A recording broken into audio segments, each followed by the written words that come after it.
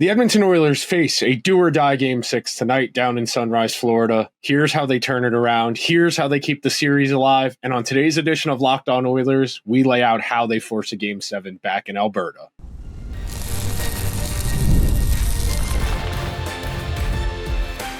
You are Locked On Oilers, your daily podcast on the Edmonton Oilers. Part of the Locked On Podcast Network, your team every day. Hello, everyone, and welcome to this morning of Game 6 edition of Locked On Oilers. I'm your host, Nick Zararis. This is my third NHL season with the Locked On Podcast Network, and I want to thank everyone that is making Locked On Oilers their first listen of the day. Locked On Oilers is a part of the Locked On Podcast Network, your team every day. So, on today's show, this ultra-crucial do-or-die Game 6, we have three topics for you. Number one, the biggest and juiciest segment, Pickard or Skinner and why.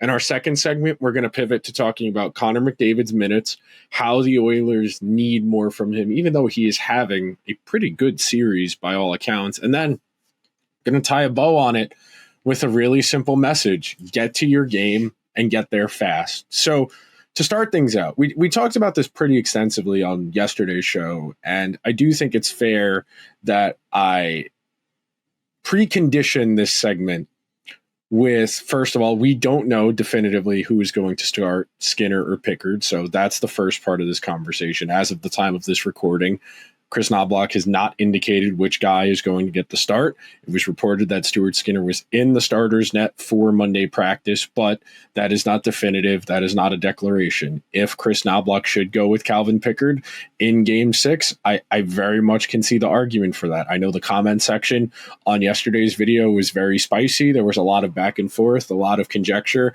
I know there were quite a few Panthers fans who wanted to poke fun and say, you guys don't even have a good goalie. How are you talking about who's going to start in a do-or-die elimination game in the Stanley Cup Final? And look, the Oilers have chosen to build a team where they spend the majority of their money on a handful of guys, which means you have to make budgetary decisions. You have to build your team from a roster construction standpoint that maximizes what you're good at and tries to minimize what you're not. And for the most part this year, even as recently as the third round of these playoffs, the Oilers were doing an okay job of getting by with subpar goaltending. And don't make no mistake, neither Pickard nor Skinner has been all of that impressive in these playoffs. When you look at the numbers, there's nothing here that says, oh my God, you got to go with this guy.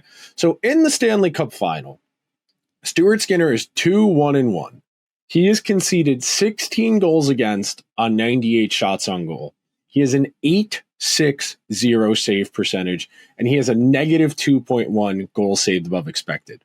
For the playoffs overall, the numbers are a little bit better. 8.93 save percentage, 7-6, and then 4.38 goals saved above expected, where a majority of those goals saved above expected came in the Dallas series, which is worth pointing out. As for Pickard, he's 1-1 in games he's gotten a decision in the final so far. He's conceded 6 goals against on 43 shots on goal. He has an 8.78 save percentage and a minus 0.25 goal saved above expected. For the playoffs at large, he has an 8.86 save percentage, and he's conceded 2.8 more goals than expected. Neither of these guys is playing goalie at even a league average level. This past season in the NHL, I want to say league average goaltending was like 8.94, if I remember correctly. I'm pulling that up right now because I do want to check just to be factually accurate. But yeah, league average goaltending in all situations in the regular season was 8.93. So neither of these guys is particularly close, especially in the final, in the playoffs at large relatively, but in the final. And that's a testament to Florida. I think when Florida is as dangerous as they have 3 forward lines that are all liable to score at any given point.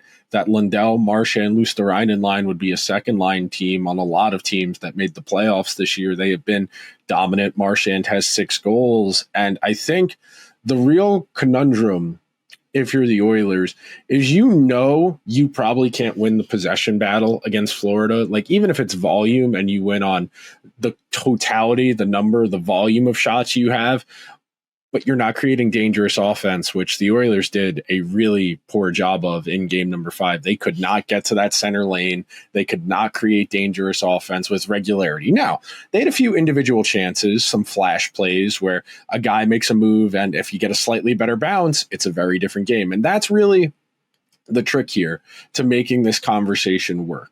You know in your heart of hearts that if this game comes down to Stuart Skinner or Calvin Pickard, the Oilers probably lose. Neither of these guys inspires a lot of confidence.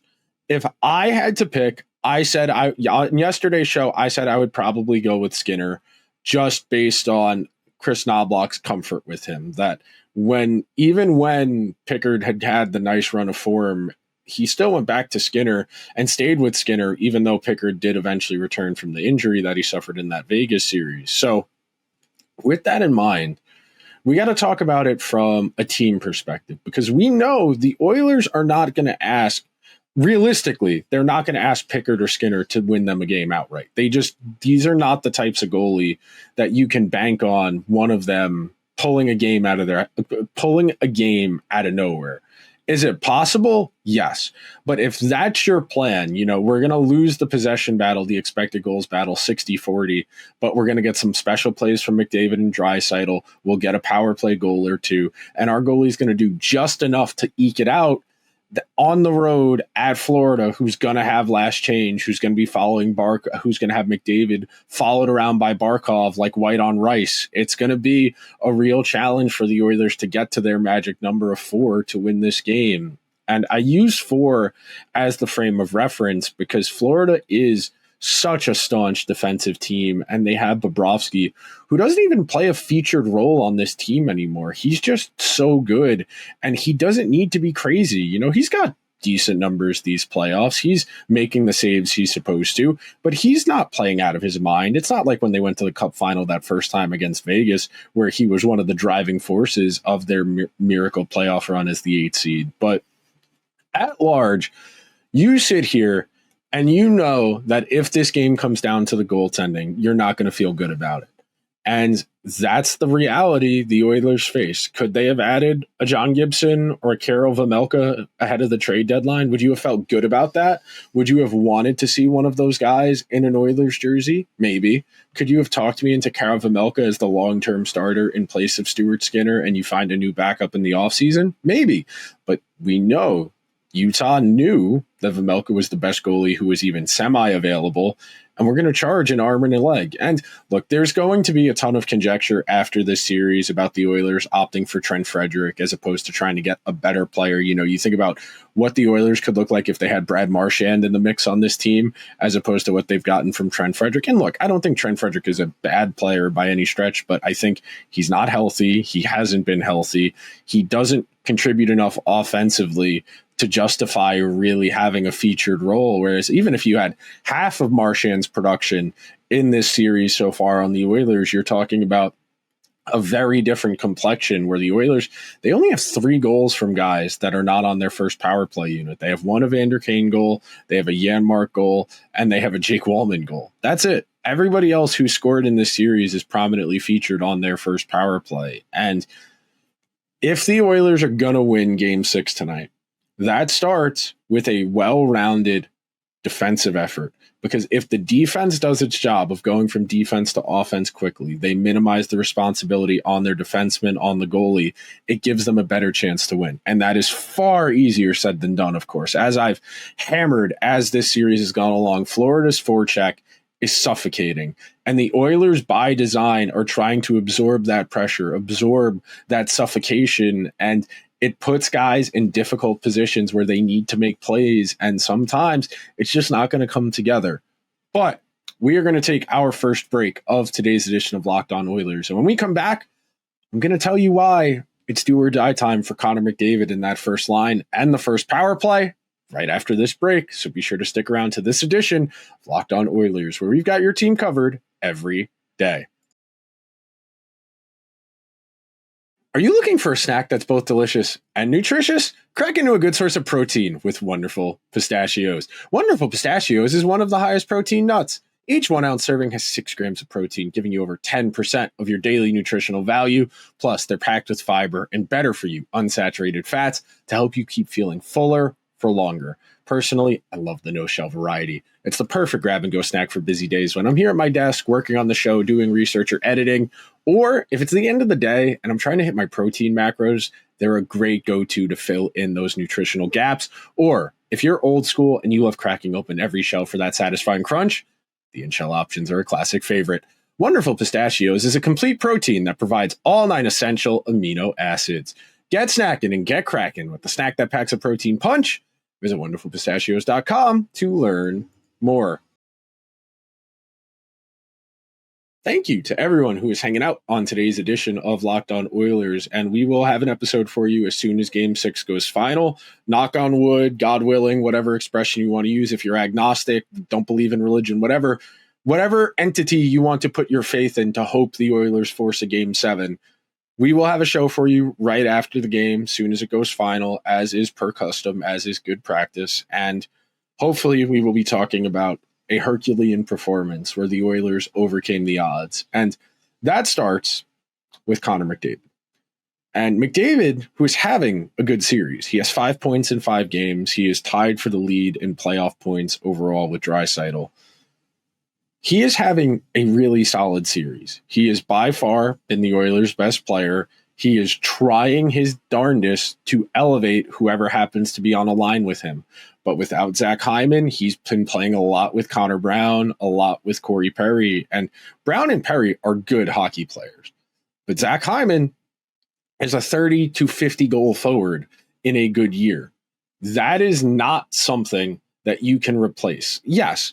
Can you recreate some of it? Can you facsimile Zach Hyman with some of Connor Brown's skating and forechecking and some of Corey Perry's net front play? Yeah, you've gotten okay reproduction, but without that natural ability, and Hyman, his net front work, his ability to find open space, especially on the power play, the Oilers' power play has not been good in this series. And the Oilers' power play being under 20% in a postseason series in the McDavid-Draisaitl era it's almost unheard of.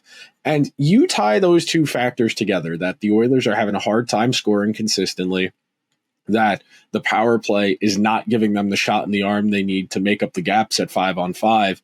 And we get back to what I talked about pretty extensively earlier in the series and before the series started. The burden of responsibility. There are a lot of guys in the NHL, the vast majority of players in the NHL, where if they had 5 points in 5 games, they had a goal, they were playing well, they were their team's best player, they'd sign up for that.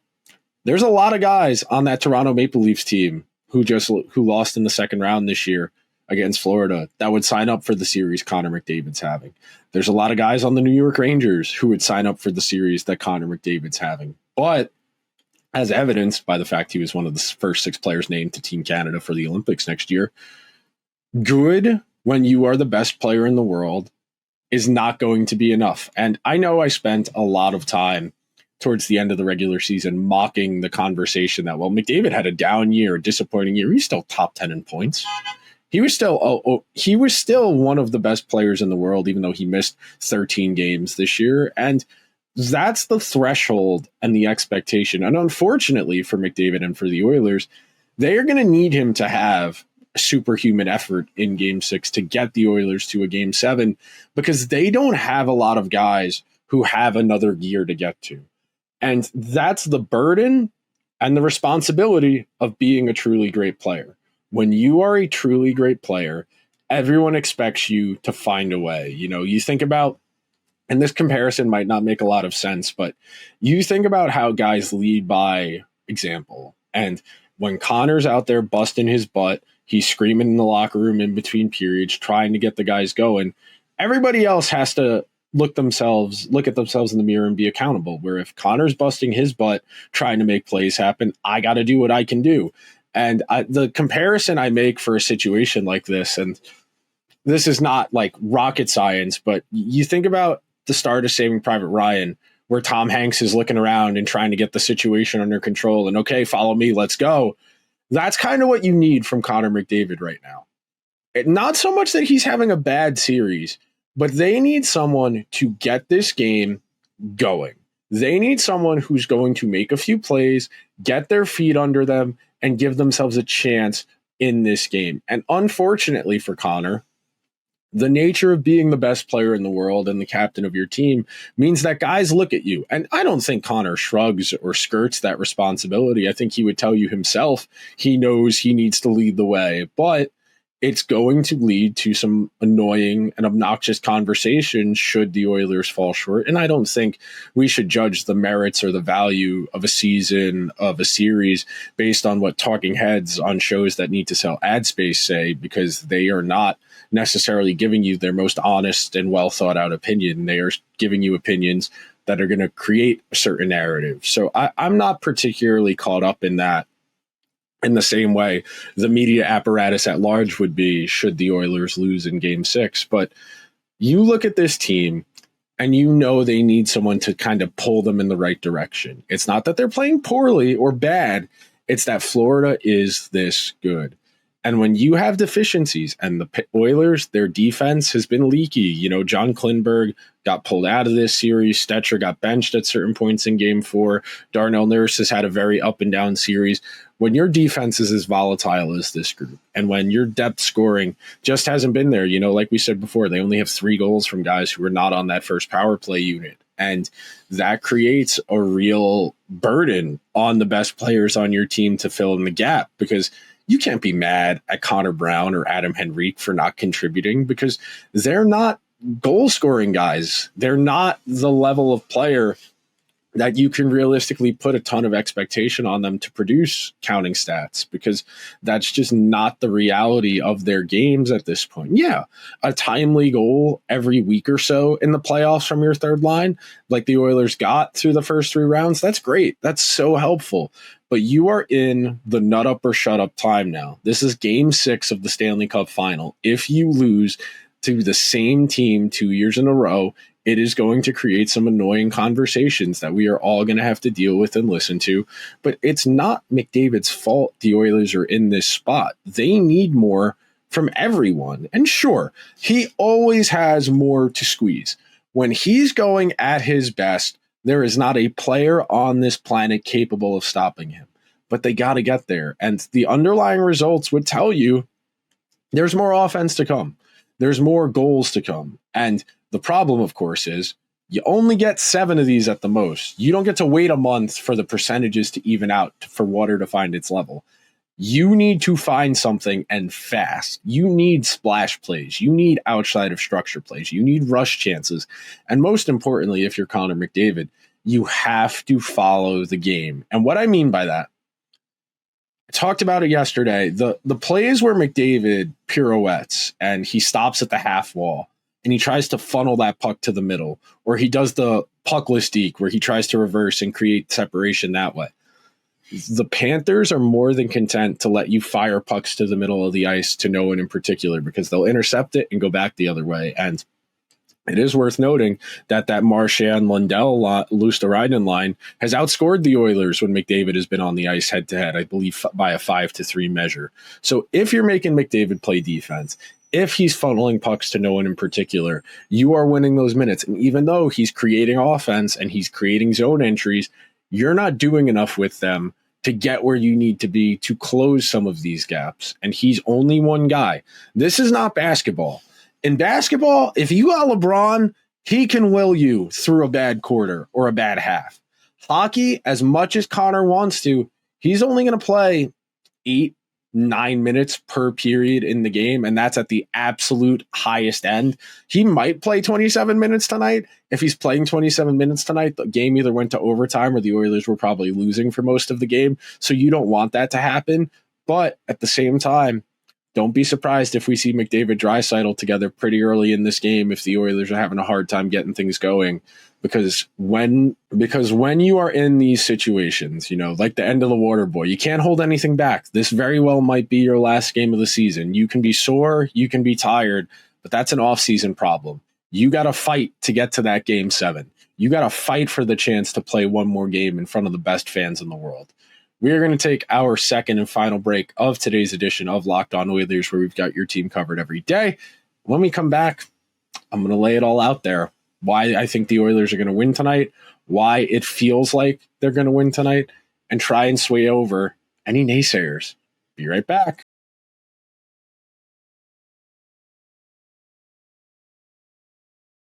Thank you to everyone who is hanging out on this Tuesday edition of Locked On Oilers ahead of Game 6 of the Stanley Cup Final, in what has been a very back and forth series in which the Oilers have found moments, they have found flashes, but for the most part, the Panthers have led this series. The Oilers have only had a lead for 34 minutes and 55 seconds in this entire series. For the entirety of the previous 5 games, less than 35 minutes with a lead, and I think that speaks to just the quality of Florida's defense. The simple matter of the fact is, when the Oilers get into these suffocated positions, they're scoring goals in funky and unconventional ways. I talked pretty in depth about how Game 4 was so unconventional. The goals they scored, who scored them being a prominent part of why that comeback was so miraculous. But you sit here now and you think about just how difficult this environment is, where your power play is really struggling. Other than McDavid and Draisaitl, you can't really count on anyone to give you anything offensively. Guys like Evander Kane, who have those instincts, can't stay out of the penalty box, and they have waned or faded some of their coaches' trust in them because of the fact they've taken so many penalties. And Ryan Nugent-Hopkins is dealing with an injury that's kept him out of practices and has made him day-to-day. He's playing through it. He's scored a couple goals. He's set up a couple goals, but he's not 100%. Obviously, no Zach Hyman. You are rotating guys like Kapanen and Arvidsson in and out of the lineup, just looking for any little bit of a spark. And at the same time, I do wish the Oilers could get something of a do-over, because losing Game 2 the way they did, it put them in such a freaking difficult position. Because if you're 2-0 going back to Florida and you give up the stinker Game 3, you lose, you come back, you win Game 4, such a different series if you defend home ice. And the Oilers have had a miserable time trying to win hockey games down in Sunrise in the last 2 Stanley Cup Finals. They are not scoring a whole lot. Florida is doing a tremendous job defensively, and even when their defense gets burned, Bob is there, and Bob is a future Hall of Fame goalie, someone who might win his 2nd Stanley Cup, who's got a couple of Vezinas. This is undoubtedly one of the better goalies of the last 10 to 15 years, and you got to do something here if you're the Oilers. And number one, the most obvious, you got to get out to a good start. I'm not even saying you got to score first, but it can't be 2-0 Florida. It can't be 3-0 Florida. If you need to score 3 or 4 straight goals to get back in this game again, you're probably not making this happen. Just simple matter of the fact. You cannot realistically expect to come back from a 3-0 deficit on the road again. That's just not happening. Could it? Sure. But likelihood, probability, absolutely not. So you have to get off to a good start. If you can survive the first 10 minutes of this game at 0-0, that's a win. And your goal, if you're the Oilers, is to get to your game. And that means you're going to have to eat some hits. If you're a defenseman on this Panthers team, you are going to be a guy who, if you are a defenseman on this Oilers team, you are going to have forecheckers bearing down on you, trying to put you through the glass, put you through the boards at every single opportunity they can. They are the most physical team left. I should say they are one of the more physical teams of this era, which is skewed towards which is skewed towards skill and speed. But at the same time, you are going to ask guys to turn around, look up ice, eat a hit from a forechecker, and get the puck where it needs to go. Because for the Oilers to withstand, to survive, you can't be turning pucks over. Your goal, if you're the Oilers, is to make the Panthers go 200 feet every single time you send the puck in. And that means you got to be more selective when you're creating off the rush. That's some of where the Oilers have gotten burned, is that they create a rush opportunity. And because the Oilers have 3 or 4 guys up the ice trying to create off the rush, it makes them vulnerable to Florida counterattacking, where they have found some success, putting guys like Ekholm and Wallman on islands in one-on-ones where they've just lost to guys like Marchand. But getting out to a good start, trying to find the power play or a shorthanded goal. You getting that is the equivalent of getting a fumble or an interception if you're a football team trying to pull off an upset.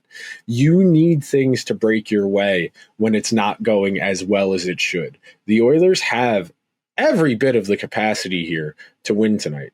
I think they're going to win tonight, and we are going to get a climactic Game 7. I expect the Oilers to come out tonight with as good an effort as we have seen from them in these playoffs. They have put together strong performances coming off of losses. They are an extremely well-versed team in handling adversity. They are equipped to make this happen. It's not going to be easy.